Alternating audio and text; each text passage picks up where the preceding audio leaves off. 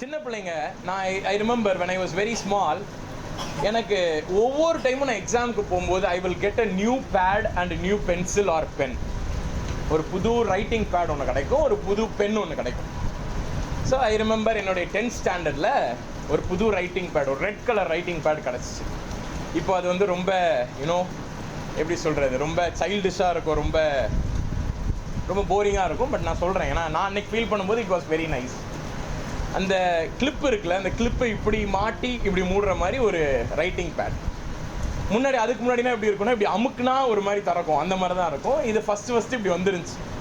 So அந்த writing bad வாங்கணும்னு நான் நேராக மாமா கிட்டே கொண்டு போனோம். மாமா அதுக்கு ஜோம் பண்ணாங்க.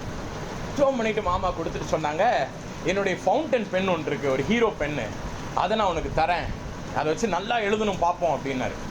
நான் வாங்கிட்டேன், பென்னையும் வாங்கிட்டேன், பேடையும் வாங்கிட்டேன்.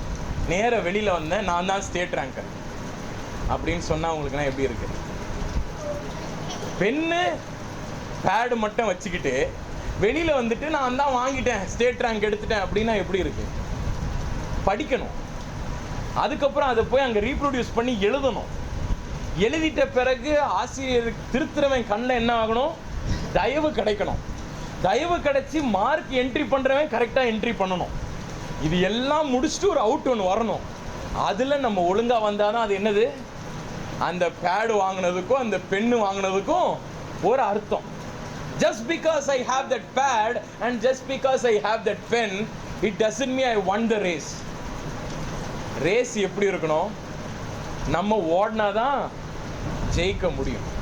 சில வேளைகளில் அற்புதங்களையும் கர்த்தர் நம் வாழ்க்கையில் கொடுக்கிற ஆசீர்வாதங்களையும் வார்த்தைகளையும் வைத்துக்கொண்டு நம்ம என்டைம் மினிஸ்ட்ரி பண்ணிட்டோன்னே நினைக்கிறோம். கிடையாது.